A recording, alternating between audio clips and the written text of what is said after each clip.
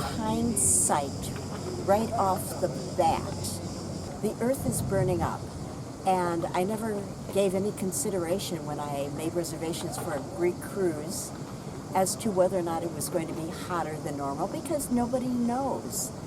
Unfortunately, the excursions on board the ship begin at 7:30 in the morning, which I completely understand. Otherwise, you're just going to be incinerated into a teeny little ash.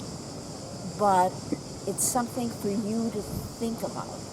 Greece, Spain, any of the countries along the Med are very, very hot during the summer, in an ordinary summer, let alone the heat wave that the world is experiencing right now. I thought we would talk about Ponant and the ship. Our rate is called USA All Inclusive, which means open bar. You could drink 24 hours a day if you want to, anything you want except premium liquors. Obviously, all your meals. By the way, Steve has hiccups, so ignore the in the background. He is not drunk.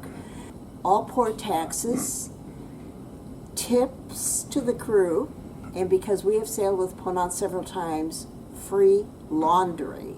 All that adds up to quite a bit. People sail with Ponant because, first of all, it's a small ship. Every cabin is sold out on this ship, but only a total of 156 passengers. So your shore excursions are smaller and a lot easier to maneuver. Ponant has two kinds of cruises, basically. Expedition cruises, like our previous two were, to the Aleutian Islands and the one that began out of Cairns, Australia. Then all your shore excursions are included, plus everything that I named. Now, I don't know exactly how the rates work for people of other nationalities or other countries. This Greek cruise is considered an ordinary cruise, which means that all excursions are billable to you.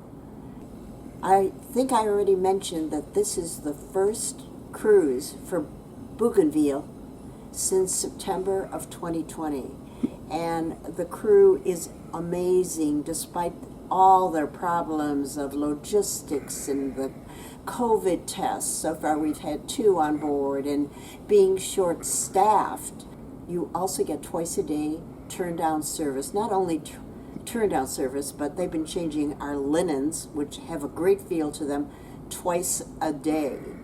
Everything in the refrigerator is included, and as soon as something goes missing, it is immediately restocked.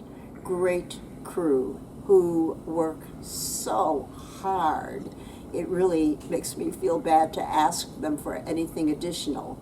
There are many different cruise lines. They all have their pluses, they all have their minuses. The food has been exceptionally good. Of course, there are a few items that are not really to my taste, but not everything is to everybody's taste.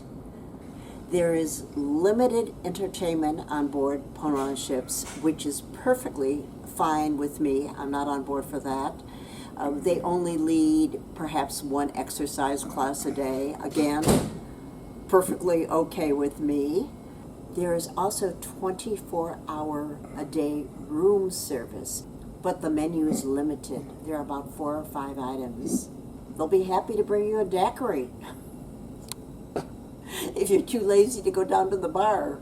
Ponant clientele skews older, just like Steve and myself, primarily because you're talking about well-traveled people who are looking for unique destinations, which I think Ponant has more cruises with unique destinations than Seabourn or Regent or any of the other ships, which is a big plus for us. Even if you think it's a typical Greek cruise, there are always a few ports that are unique. I'm not saying that all the ports are exciting and wonderful, but they are different, and each one is very different. I can't think of anything else to tell you about Ponant except they do an excellent job. They try their best.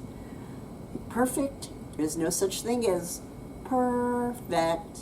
Don't worry about picking a stateroom. They're almost all exactly the same size, except for some of the sweet ones. Third floor is the least expensive. Then they go up in price, with the most expensive being the owner suites that for this short cruise I think are something like $15,000 a person minimum. Let's do a little hindsight is 2020 on the ports we visited in Greece.